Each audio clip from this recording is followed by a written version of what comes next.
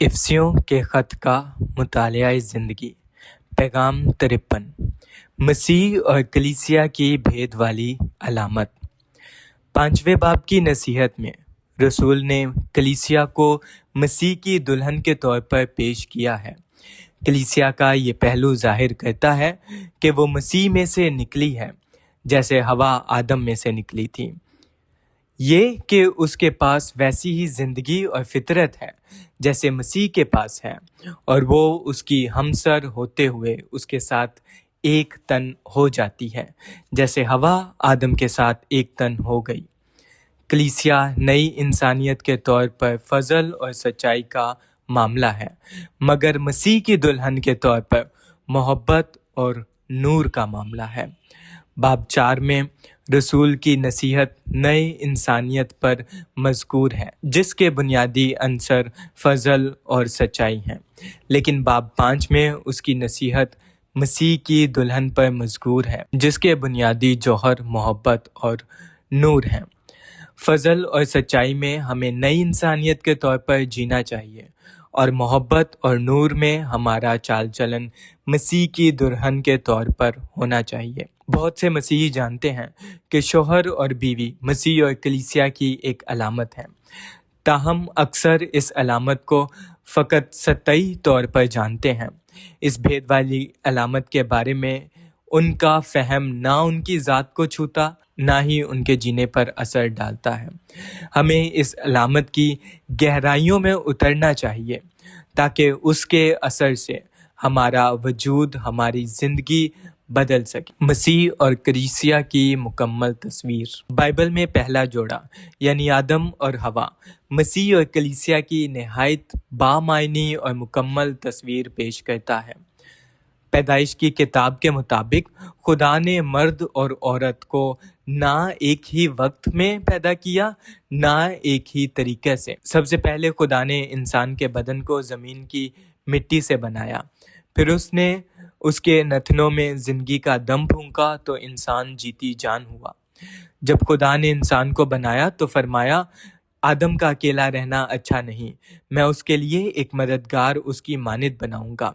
पैदाइश 2:18। फिर जो चौपाए दश्ती जानवर और परिंदे आदम के पास लाए गए और आदम ने उन सब के नाम रखे, मगर आदम के लिए कोई मददगार उसकी मानिद ना मिला। पैदाइश 2:20। आदम में एक हमसर की ख्वाहिश थी कि कोई तो उस जैसा हो, मगर चौपायों, दश्ती जानवरों और हवा के परिंदों में आदम का कोई हमसर नहीं मिला।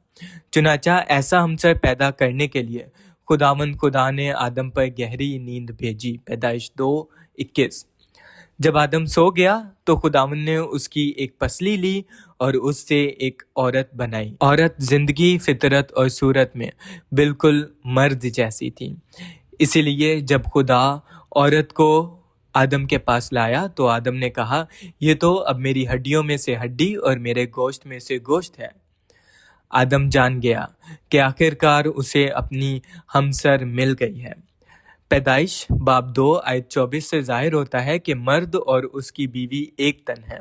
हमें शोहर और बीवी को दो जुदा शख्सियत के तौर पर नहीं, बल्कि एक मुकम्मल शख्सियत के तौर पर देखना चाहिए, यानी एक मुकम्मल इकाई के दो निस्फ हिस्से। शोहर और बीवी एक मुकम्मल इकाई के तौर पर मसीह और कलीसिया की एक हस्ती के तौर पर नहायत शानदार तस्वीर है। क्योंकि तख्लीक शुदा कायनात में मसीह के लिए कोई हमसर ना थी, इसलिए खुदा ने मसीह को सलीब पर कुर्बान होने दिया। जब वो वहाँ सोया हुआ था तो उसकी पसली खोली गई और वहाँ से खून और पानी बह निकला। चूँकि पैदाइश बाब 2 में गुनाह का मसला अभी दाखिल नहीं हुआ था, इसलिए उस बाब में फ़कत उस पसली का जिक्र है जो आदम में से ली गई।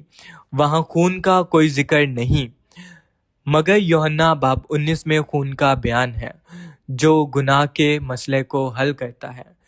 पानी मसीह की बहने वाली ज़िंदगी की अलामत है, यानी अब्दी ज़िंदगी जो कलीसिया को पैदा करती है। यही ज़िंदगी उस पसली की भी अलामत है। यूहन्ना बाब 19 के मुताबिक جب خداوند صلیب پر تھا تو اس کی ایک بھی ہڈی توڑی نہ گئی۔ یہ اس کلام کی تکمیل ہے جو فرماتا ہے کہ ان میں سے ایک بھی توڑی نہیں جاتی۔ زبور 34:20 آیت۔ مسیح کی نہ ٹوٹی ہوئی ہڈی اس کی ناقابل شکست ابدی زندگی کی علامت ہے۔ اس طرح آدم کی پسلی مسیح کی ناقابل شکست ابدی زندگی کی علامت ہے۔ یہی وہ ابدی زندگی ہے جس سے کلیسیا بطور دلہن یعنی ہمسر تعمیر کی جاتی ہے، جو مسیح کے لیے تیار کی گئی۔ اسی دلہن کی تعمیر میں مسیح کو اپنی مثل کے طور پر کلیسیا حاصل ہوتی ہے۔ ہم نے اس امر کی طرف اشارہ کیا کہ حوا کے پاس وہی زندگی اور فطرت تھی جو آدم کے پاس تھی۔ یہ اس حقیقت کی علامت ہے کہ کلیسیا کے پاس وہی زندگی اور فطرت ہے جو مسیح کے پاس ہے۔ مزید یہ کہ جس طرح حوا کی صورت آدم ہی کی مانند تھی، اسی طرح کلیسیا بھی مسیح کی صورت پر ہے۔ علاوہ ازیں حوا قد میں بھی تقریباً آدم کے برابر تھی۔ یہ ظاہر کرتا ہے کہ کلیسیا کا قد بھی مسیح کے قد کے برابر ہے، ایک مکمل اکائی۔ آدم اور حوا کے ملنے سے ایک مکمل اکائی بنی۔ اسی اصول کے مطابق مسیح اور کلیسیا سے بھی ایک مکمل اکائی بنتی ہے۔ کلیسیا دراصل مسیح کا دوسرا نصف ہے۔ آدم اور حوا ایک تن ہوئے، مگر مسیح اور کلیسیا ایک روح ہیں۔ ہم خداوند سے کہہ سکتے ہیں، اے خداوند یسوع، کلیسیا کے بغیر تو محض نصف ہے، مکمل نہیں۔ اسی طرح تیرے بغیر ہم بھی مکمل نہیں ہیں۔ خداوند کی تعریف ہو کہ جب مسیح اور کلیسیا ایک ہو جاتے ہیں تو وہ ایک مکمل اکائی بن جاتے ہیں۔ کلیسیا میں ہماری فطری زندگی اور گری ہوئی انسانی فطرت کے لیے کوئی جگہ نہیں۔ انسانی زندگی اور فطرت مسیح کی ہمسر ہونے کے لائق نہیں۔ اس کی ہمسر ہونے کے لیے ہمیں زندگی اور فطرت میں مسیح کے ساتھ ایک ہونا ضروری ہے۔ اس کا مطلب یہ ہے کہ مسیح اور کلیسیا بطور ایک اکائی ایک ہی زندگی اور ایک ہی فطرت رکھتے ہیں۔ مزید یہ کہ مسیح اور کلیسیا کی صورت اور قد بھی ایک جیسے ہیں۔ ہمیں ان باتوں کو محض تعلیم کے طور پر نہیں جاننا، بلکہ ایک آسمانی رویا کے طور پر دیکھنا ہے۔ ہمیں یہ دیکھنا ہے کہ کیوں ہمیں مسیح کو اپنی زندگی کے طور پر حاصل کرنا اور اس کی الہی فطرت میں شریک ہونا لازم ہے، اور مزید یہ کہ اس کی صورت میں یعنی اس کی جلالی صورت میں درجہ بدرجہ بدلتے جانا ہے۔ ہمیں یہ بھی دیکھنا ہے کہ چونکہ ہمیں مسیح کی ہمسر ہونا ہے، اس لیے ہمیں مسیح کے پورے قد کے اندازہ تک پہنچنا ہے۔ اگر ہم یہ رویا دیکھ لیں تو ہم افسیوں کے خط کے 5ویں باب میں مسیح اور کلیسیا کی علامت کو بخوبی سمجھ سکیں گے۔ مسیح کلیسیا کو پالتا ہے، غذائیت دیتا ہے۔ اب ہمیں یہ غور کرنا ہے کہ مسیح کس طرح کلیسیا کو پالتا اور پرورش کرتا ہے۔ جب ہمیں غذائیت دی جاتی ہے تو کوئی چیز ہمارے وجود کے اندر داخل ہو کر ہماری ضرورت کو پورا کرتی ہے۔ اس لیے غذائیت ضرور فراہمی سے حاصل ہوتی ہے۔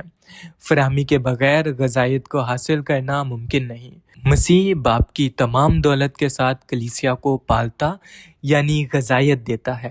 مسیح الوہیت کی معموری کا تجسم ہے، اسی لیے خدا کی ساری دولت اسی میں ہے اور وہ اس دولت سے شادمان ہوتا ہے۔ پھر وہ اسی الوہیت کی دولت سے کلیسیا کو پالتا یعنی غذائیت دیتا ہے، جن سے وہ خود شادمان ہوتا ہے۔ اس کا ثبوت یوحنا باب 15 سے ملتا ہے۔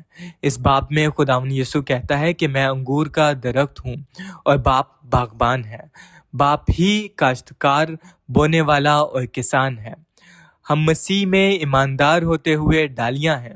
انگور کا درخت ان چیزوں سے ڈالیوں کو پالتا یعنی غذائیت دیتا ہے جو زمین سے جذب کرتا ہے۔ انگور کا درخت ان چیزوں سے ڈالیوں کو پالتا یعنی غذائیت دیتا ہے جو زمین سے جذب کرتا ہے۔ خدا باپ انگور کے درخت یعنی مسیح کے لیے زمین پانی اور سب کچھ ہے۔ انگور کا درخت زمین اور پانی سے دولت کو جذب کر کے اسے ہضم کرتا ہے اور پھر انہیں ڈالیوں تک پہنچاتا ہے۔ یہی پالنا یعنی غذائیت دینا ہے۔ مسیح کلیسیا کو اسی دولت سے پالتا یعنی غذائیت دیتا ہے جو اس نے باپ سے جذب کی اور اپنا جزوِ بدن بنایا ہے۔ کلیسیا کو پالنے یعنی غذائیت دینے سے مسیح کلیسیا کی باطنی ضرورت کو پورا کرتا ہے۔ مسیح کلیسیا کو اپنی زندگی اور اپنے کلام سے پالتا یعنی غذائیت دیتا ہے۔ یہ کہنا درست ہے، لیکن نہ زندگی اور نہ ہی کلام اصل سرچشمہ ہے۔ سرچشمہ باپ ہے۔ جو کچھ مسیح باپ سے حاصل کرتا ہے وہی زندگی اور زندگی کی فراہمی بن جاتا ہے جو کلام میں مجسم ہے۔ اسی سبب سے کلام زندگی کا کلام ہے، بلکہ زندگی کی روٹی یا زندگی کی فراہمی ہے۔ اگر ہم آج مسیح سے غذائیت پانا چاہتے ہیں تو ہمیں اس میں قائم رہنا ہوگا تاکہ اس کے مواد کو اپنے وجود میں زندگی اور زندگی کی فراہمی کے طور پر جذب کریں۔ اس کا عملی طور پر تجربہ کرنے کے لیے ہمیں روزانہ زندہ کلام سے رابطہ رکھنا چاہیے، کیونکہ یہی کلام زندگی اور زندگی کی فراہمی کا تجسم ہے۔ جتنا ہم خداوند میں قائم رہتے ہیں اور کلام سے رابطہ رکھتے ہیں، اتنا ہی ہم اس کے پالنے یعنی غذائیت کا تجربہ کرتے ہیں۔ یہی وہ طریقہ ہے جس سے مسیح کلیسیا کو پالتا یعنی غذائیت دیتا ہے۔ کلیسیا کے تمام ارکان کے لیے ضروری ہے کہ وہ خداوند میں قائم رہنے کی مشق کریں۔ ہمارے اور خداوند کے درمیان کوئی حائل دیوار، کوئی جدائی اور کوئی علیحدگی نہیں ہونی چاہیے۔ جو ہی ہم اس سے کٹ جاتے ہیں تو غذائیت بخش فراہمی رک جاتی ہے۔ خداوند میں مسلسل قائم رہنے کے ساتھ ساتھ ہمیں ہر روز کلام کے ساتھ آنا اور اسے اپنی زندگی اور زندگی کی فراہمی کے طور پر اپنے اندر حاصل کرنا چاہیے۔ تب ہم غذائیت حاصل کریں گے۔ مزید یہ کہ کلیسیا کی تمام عبادتیں غذائیت بخش ہونی چاہیے۔ صبح کی بیداری اور مقدسین کے ساتھ ہماری شراکت بھی غذائیت پانے کے اوقات ہونے چاہیے۔ جب ہم زندگی اور زندگی کی فراہمی سے غذائیت پاتے ہیں تو ہم بڑھتے اور پاکیزہ ہوتے جاتے ہیں۔ اگلے پیغام میں ہم دیکھیں گے کہ غذائیت بخش کلام در حقیقت غسل دینے والا، صاف کرنے والا کلام بھی ہے۔ جو پانی ہم پیتے ہیں وہ ہمارے باطن میں ریشوں کو دھو دیتا ہے۔ جب ہم خداوند میں قائم رہتے ہیں تاکہ باپ کی دولت حاصل کریں، اور جب ہم کلام سے رابطہ رکھتے ہیں تاکہ زندگی اور زندگی کی فراہمی بھی حاصل کریں، تو ہم مسیح سے غذائیت پاتے ہیں۔ اسی طرح مسیح اس کلیسیا کو پالتا یعنی غذائیت دیتا ہے جس سے وہ محبت رکھتا ہے۔ مسیح کلیسیا کی پرورش کرتا ہے۔ نئے عہد نامہ کے مطابق مسیح جو کلیسیا کی دیکھ بھال کرتا ہے، اس کے دو پہلو ہیں۔ باطنی پہلو پالنا یعنی غذائیت دینا ہے، اور ظاہری پہلو پرورش کرنا ہے۔ غذائیت حاصل کرنا یہ ہے کہ کوئی شے ہمارے اندر منتقل کی جائے، اور پرورش سے مراد یہ ہے کہ بیرونی طور پر حرارت پہنچائی جائے اور تسلی دی جائے۔ پرورش کا تعلق ماحول سے ہے۔ ہمارے حالات و واقعات میں خداوند یسوع اکثر ہم پر چلنے والی گرم اور نرم ہوا کی مانند حقیقی ہوتا ہے۔ جب یہ نرم ہوا ہم پر چلتی ہے تو ہمیں نرمی کے ساتھ تسکین کا احساس ہوتا ہے، اگرچہ یہ ہمارے ماحول میں وقوع پذیر ہوتا ہے، لیکن دراصل یہ ماحول سے کہیں بڑھ کر ہے۔ ہمیں یہ خداوند کی حضوری سے بھی برتر تجربہ ہوتا ہے۔ جب خداوند کی حضوری نرم ہوا بن جاتی ہے تو ہم اس کی پرورش کا تجربہ کرتے ہیں۔ جب خداوند کی حضوری نرم ہوا بن جاتی ہے تو ہم اس کی پرورش کا تجربہ کرتے ہیں۔ اس پرورش میں تسکین، دلاسا اور آرام شامل ہیں۔ کلیسیائی زندگی کے ماحول میں ہم اکثر خداوند کی پرورش کا تجربہ کرتے ہیں، اگرچہ کبھی کبھی ہمیں اس کا شعور بھی نہیں ہوتا۔ تاہم جب کبھی ہم کسی ایسے ماحول میں رہتے ہیں جہاں کلیسیا موجود نہیں تو ہمیں فوراً احساس ہوتا ہے کہ فضا بدل گئی اور ماحول مختلف ہو گیا ہے۔ پھر ہمیں محسوس ہونے لگتا ہے کہ ہم نے کچھ کھو دیا ہے، یعنی وہ نرم گرم ہوا جو کبھی ہم پر چلتی تھی اب رک گئی ہے۔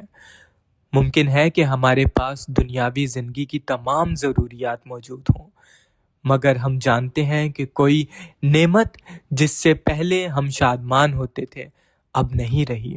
لیکن جب ہم کلیسیائی زندگی میں واپس لوٹ آتے ہیں تو ہم بلا تاخیر اور خود بخود خداوند کی پرورش کے اس ماحول اور فضا میں داخل ہو جاتے ہیں۔ ہم ایک بار پھر گرم جوشی، تسکین اور دلاسا پاتے ہیں۔ یہی پرورش ہے۔ جیسے ایک بچہ اپنی ماں کی حضوری سے پرورش پاتا ہے، ویسے ہی ہم خداوند کی حضوری سے پرورش پاتے ہیں۔ میری چھوٹی نواسی اکثر چاہتی ہے کہ وہ محض اپنی ماں کی حضوری میں اس کے قریب قریب رہے۔ اس کے لیے صرف اپنی ماں کے قریب ہونا ہی تسلی کا باعث ہے۔ اس کی ماں کی حضوری نرمی اور گرمی کا ایک خوشگوار ماحول مہیا کرتی ہے۔ اسی طرح خداوند کی حضوری بھی ہمارے وجود کی پرورش کے لیے ایسا ہی نرمی اور گرمی کا ماحول پیدا کرتی ہے۔ ہم ایسے ماحول کا تجربہ کلیسیائی عبادتوں میں کرتے ہیں۔ مجھے دکھ ہوتا ہے کہ جب کبھی مقدسین کلیسیائی عبادتوں کو نظر انداز کر کے محض گھروں میں شراکت رکھنے کو ترجیح دیتے ہیں۔ آپ کے گھر میں شراکت خواہ کتنی ہی باعث شادمان کیوں نہ ہو، مگر وہاں کا ماحول اتنا باعث پرورش نہیں ہوتا جتنا کلیسیائی عبادتوں میں ہوتا ہے۔ مقدسین کے اجتماع میں روحانی فضا کتنی خوشگوار ہوتی ہے۔ جیسے ہی ہم اس ماحول میں داخل ہوتے ہیں تو ہم خداوند کی حضوری سے پرورش پاتے ہیں۔ یہ خداوند کی جنبش کرنے والی حضوری کے باعث پیدا ہونے والا ماحول ہی ہے، وہ وسیلہ ہے جس سے خداوند کلیسیا کی پرورش کرتا ہے۔ اس فضا، اس ماحول اور اس روحانی آب و ہوا میں رہنے سے ہمیں آرام، تسلی، شفا، صفائی اور حوصلہ ملتا ہے۔ کلیسیائی عبادت کے ماحول کے ساتھ کسی بھی ماحول کا موازنہ نہیں کیا جا سکتا۔ اسی سبب سے میں کلیسیا کی ایک بھی عبادت نہیں چھوڑنا چاہتا۔ پالنا یعنی غذائیت دینا اور پرورش کرنا ایک ساتھ چلتے ہیں۔ پالنے یعنی غذائیت کے وسیلہ سے ہم باطنی طور پر زندگی کی فراہمی سے شادمان ہوتے ہیں، اور پرورش کے وسیلہ سے ہم بیرونی طور پر تسکین اور تسلی بخش ماحول کا تجربہ کرتے ہیں۔ جب کبھی ہم باعث سے پرورش کے ماحول میں ہوتے ہیں تو ہم خدمت کے ہر لفظ کو اپنے اندر جذب کر سکتے ہیں۔ یہ ظاہر کرتا ہے کہ پرورش کے تحت ہمیں پالنا یعنی غذائیت ملتی ہے۔ جس کلیسیا کو اس طرح پالا یعنی غذائیت ملتی ہے اور پرورش کی جاتی ہے، وہی مضبوط اور صحت مند ہوگی۔ پالنا یعنی غذائیت اور پرورش کلیسیا کا حصہ ہیں اور ہر کلیسیائی عبادت میں موجود ہونی چاہیے۔ اگرچہ عبادت میں پالنا یعنی غذائیت اور پرورش موجود نہیں تو یقیناً کوئی خرابی ہے، مگر یہ خرابی شاید کلیسیا میں نہیں بلکہ آپ میں ہو سکتی ہے۔ اگر آپ مناسب معمول کے مطابق اور روحانی طور پر صحت مند ہیں تو آپ کلیسیا میں خداوند کی حضوری کے باعث پرورش پانے والے ماحول سے شادمان ہوں گے، اور اسی ماحول میں زندگی کی غذائیت بخش فراہمی حاصل کریں گے۔ خداوند کی اس طریقے کے لیے تعریف ہو جس کے وسیلہ سے وہ کلیسیا کی دیکھ بھال کرتا ہے۔ کلیسیائی لوگ اس بات کے حقدار ہیں کہ وہ خداوند سے نہایت نازک، نرم، قریبی اور حقیقی طریقہ سے شادمان ہوں۔ مسیح کا بڑھنا، جیسے ہوا آدم کی بیوی تھی ویسے ہی کلیسیا مسیح کی دلہن ہے۔ مزید برآں ہوا آدم کی بڑھوتی تھی، اسی طرح کلیسیا بھی مسیح کی بڑھوتی ہے۔ جب یوحنا بپتسمہ دینے والے کو بتایا گیا کہ بہت سے لوگ مسیح کے پاس آ رہے ہیں تو اس نے کہا جس کی دلہن ہے وہ دلہا ہے، یوحنا 3:29۔ پھر اس نے کہا ضرور ہے کہ وہ بڑھے میں گھٹوں، آیت 30۔ آیت 30 میں جو بڑھنا ہے وہ آیت 29 میں دلہن ہے۔ خداوند بڑھے کا مطلب یہ ہے کہ اس کے پاس لازماً دلہن ہونی چاہیے۔ تمام پیروکاروں کو اسی کے پاس جانا ضرور ہے۔ جو بھی اس پر ایمان لاتے ہیں انہیں اسی کی پیروی کرنی چاہیے تاکہ اس کی بڑھوتی بن جائے۔ اگرچہ یوحنا نے اس بارے میں نہایت واضح بات کی، مگر وہ خود اس پر عمل کرنے کو تیار نہ تھا۔ اسی سبب سے خدا نے اسے قید ہونے اور بالآخر سر کاٹے جانے کی اجازت دی۔ نتیجتاً یوحنا بپتسمہ دینے والے کو کچھ حاصل نہ ہوا اور تمام بڑھوتی یعنی دلہن دلہا کے پاس چلی گئی تاکہ اس کی بڑھوتی بن جائے۔ جیسے ہوا آدم کا بڑھنا تھا، اسی طرح کلیسیا جو مسیح کی دلہن ہے مسیح کا بڑھنا ہے۔ ازدواجی زندگی اور کلیسیائی زندگی۔ اگر ہم مسیح اور کلیسیا کی بھید والی علامت کے مختلف پہلوؤں سے گہرا تاثر حاصل کریں گے جس کا انکشاف افسیوں کے اس باب میں کیا گیا، تو نہ صرف ہماری کلیسیائی زندگی مناسب ہو جائے گی بلکہ ہماری ازدواجی زندگی بھی مناسب ہوگی۔ بیویاں اپنی ذمہ داری کو پہچانیں گی اور شوہر اپنی ذمہ داری سے آگاہ ہوں گے۔ پولس کا بوجھ یہاں دو پہلوؤں یعنی ازدواجی زندگی اور کلیسیائی زندگی کو ایک ساتھ سمیٹتا ہے۔ اس نے اپنی تحریر میں ان دونوں کو الگ الگ بیان نہ کیا بلکہ انہیں ایک دوسرے میں گندھ دیا، کیونکہ وہ جانتا تھا کہ ازدواجی زندگی در حقیقت کلیسیائی زندگی کا ہی حصہ ہے۔ اگر ازدواجی زندگی مناسب نہیں تو کلیسیائی زندگی کا مناسب ہونا بھی مشکل ہے۔ ہم خداوند کے شکر گزار ہیں کہ مناسب کلیسیائی زندگی کے وسیلہ سے ہماری ازدواجی زندگی بھی مناسب ہو سکتی ہے۔ کیا ہی عجیب و شاندار بات ہے! یہی مسیح اور کلیسیا کی وہ بھید والی علامت ہے۔